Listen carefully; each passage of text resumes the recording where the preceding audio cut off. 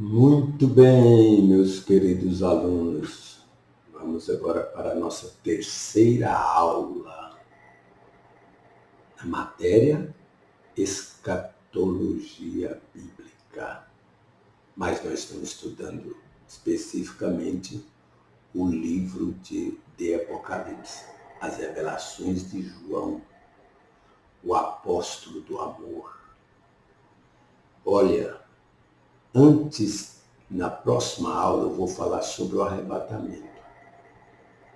Mas nesta aula, eu quero falar sobre uma forma de interpretar o livro de Apocalipse.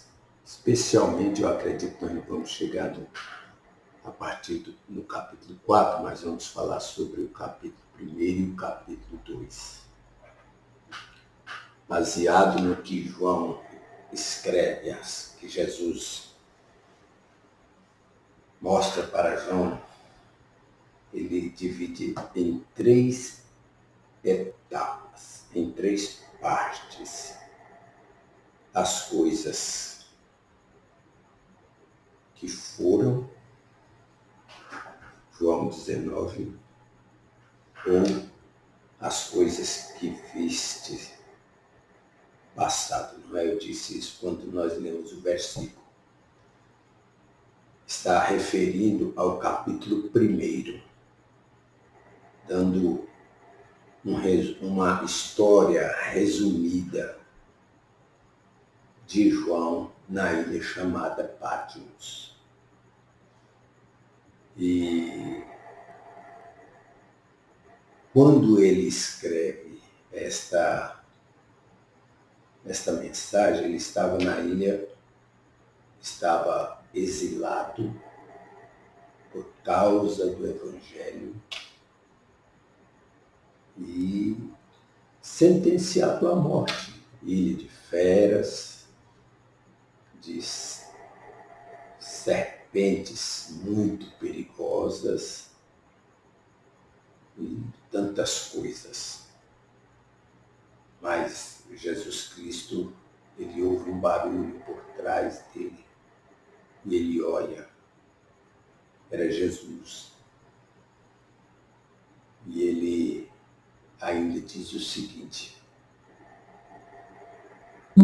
que a voz daquele que falava com ele falava num som, um barulho de muitas águas. E ele conheceu a voz que era de quem? Era de Jesus Cristo, aquele que ele conviveu. Vocês sabem que o apóstolo João, de todos os 12 apóstolos, ele se tornou, o apóstolo mais íntimo de Cristo em assuntos, principalmente da divindade de Jesus.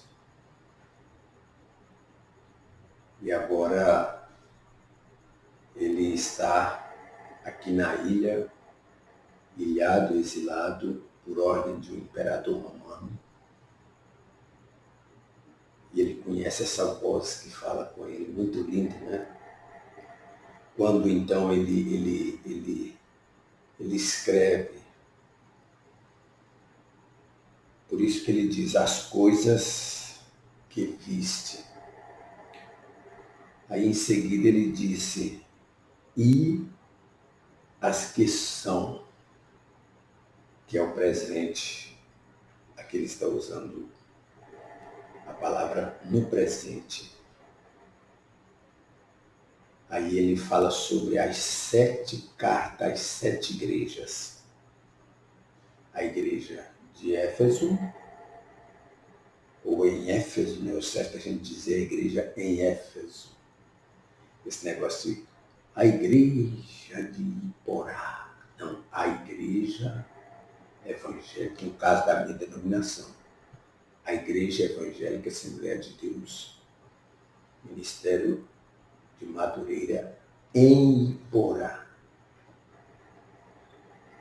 Veja só.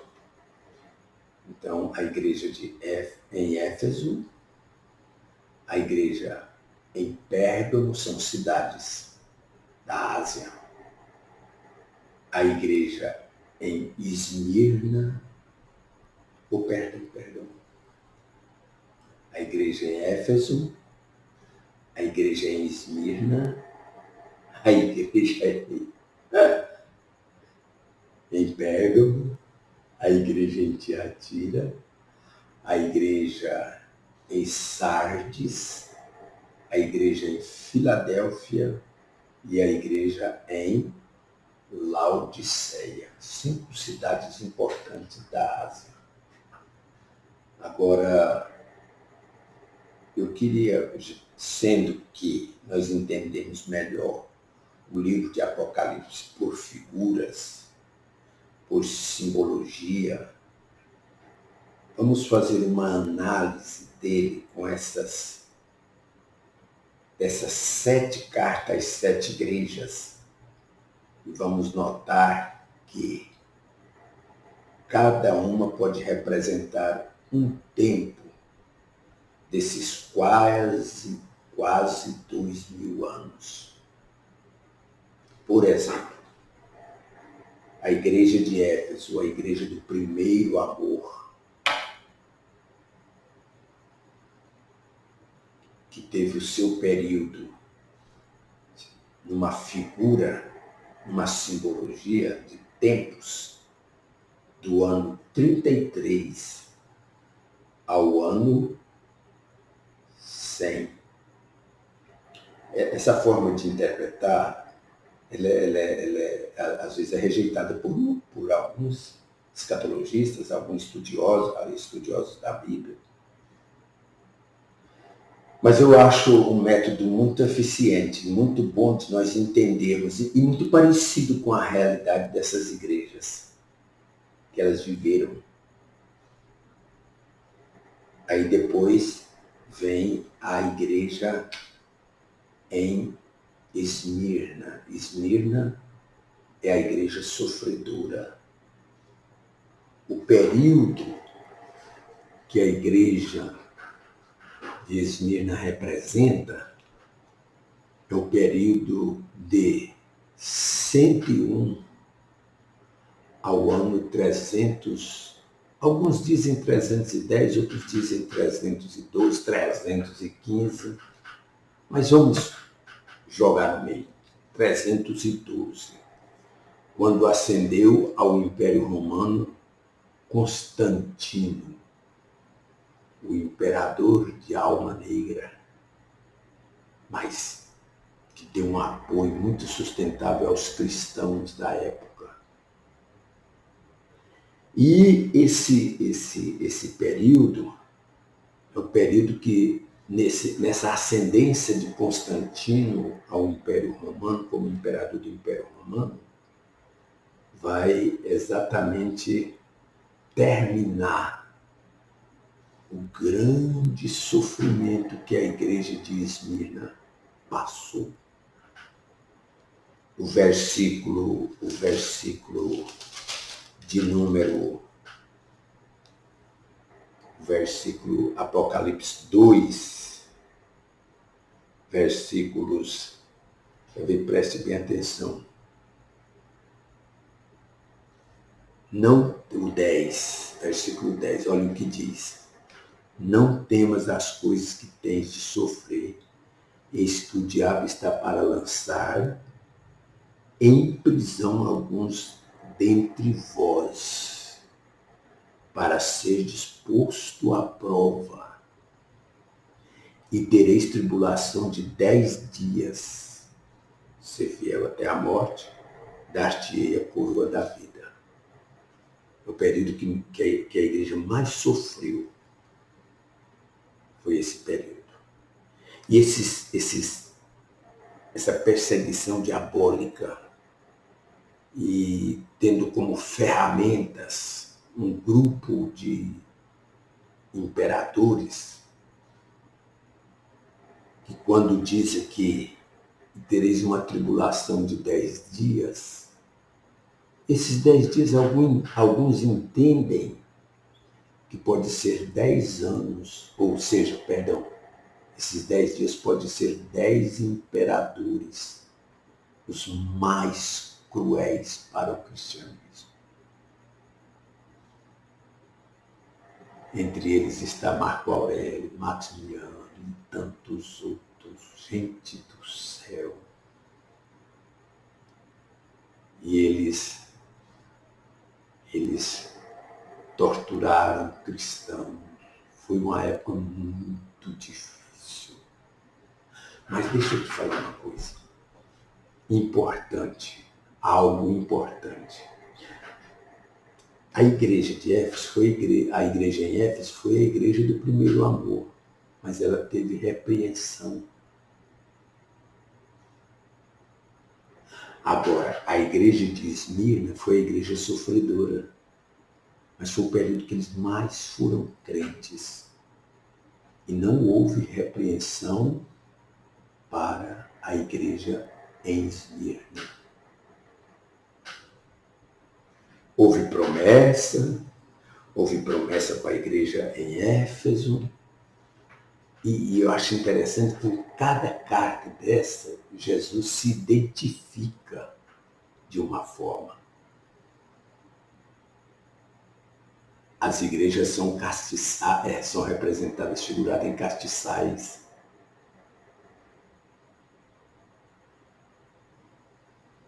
O pastor, anjo da igreja. Jesus, o candeeiro da igreja, que anda no meio dos castiçais. Bom, aí vem esse período, então, da igreja de Esmirna. Aí vem o período da igreja em Pérgamo, período do início da mudança, de mudanças doutrinárias, de tantas coisas que começou a corromper as doutrinas bíblicas dentro dessas igrejas, principalmente a igreja em Pérgamo. E quando, então, alguns chegam até a dizer que foi exatamente a deliberação sem quantidade de Constantino, a intercessão de Constantino em prol de pessoas que cometiam pecados absurdos, mas ele fazia parte das convenções, hoje nós chamamos de convenções, ele fazia parte e ele intercedia em prol dessas pessoas. E eles dizem que tudo isso contribuiu para o erro começar a entrar através da igreja em Pérgamo. Ela foi do período de 312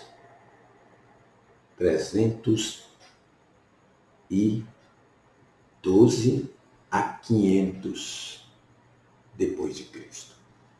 Vem a quarta igreja, representando o período 501 a 1500 depois de Cristo.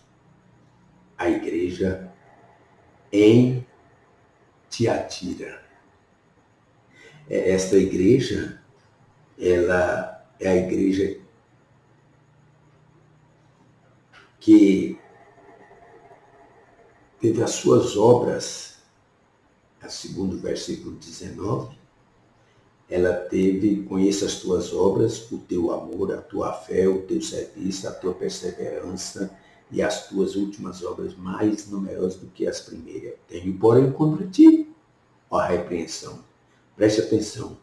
Tenho contra ti o tolerares que essa mulher, Jezabel, não é aquela Jezabel de Acabe, é claro que não, era uma outra figura dessa época. Tem gente que vê, até diz uma asneira dessa, porque aproveita que é figurado. Aí o que acontece? Preste atenção. Que se declara, profetiza e tal. E houve um grande corrompimento desta igreja. Envolvimento com tanta coisa que não agradava a Deus. Vem terceiro, a quinta, não é? A quinta igreja, a igreja de Sardes, ela representa o período de 1501 a 1700 depois de Cristo. Antes desse 1500, dessa faixa de período de 1500, 1400 aproximadamente, teve alguns personagens que já estavam muito enojados desses pecados cometidos, e eles eram verdadeiros cristãos. João Hus, né? Jerônimo Savonarola. Esses homens clamavam a Deus. Eles estavam enojados.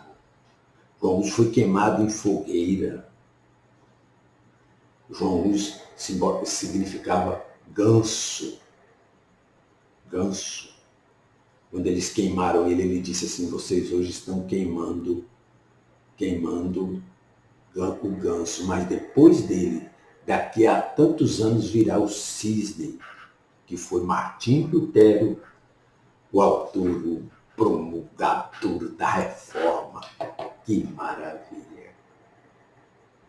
Depois de João Hus vem Savonarola, temente a Deus. Naquela época já falava, nos sermões dele, ele falava em línguas estranhas. Ele entrava em êxtase diante dos auditórios que eram alugados, e pessoas se adiantavam até 3 dias para não perder os sermões de Jerônimo Savonarola.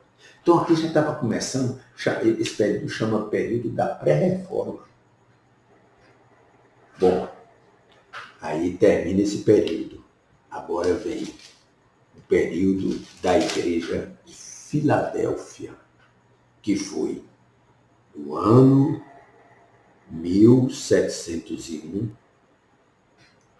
Muitos falam até 1900, outros acham melhor, um ponto de vista assim, eu também concordo com ele. Não fecha esse período, porque é o período do arrebatamento da igreja. Termina com o arrebatamento da igreja. E a igreja ainda não foi arrebatada, então não pode ser 1900. E por último, essa igreja foi avivada. Essa igreja é a igreja da época das missões, arrojada de missões, o povo voltado para missões. E por último, a última carta, a 7ª, a igreja em Laodiceia. Essa é a igreja dos 50%, hein? 50 sobe, 50 fica. Porque as pessoas acham que a igreja de Filadélfia sai de dentro da igreja de Laodiceia. A igreja de Filadélfia cumpre um período, ela toda dinâmica, mas aí depois ela vai entrando no período da igreja de Filadélfia, e elas caminham por um tempo juntas. Aí por isso que vem, Jesus diz, quando o Filho do Homem vier, porventura achará a fé sobre a terra. Deus abençoe. Aqui eu encerro a 3ª aula de escatologia bíblica.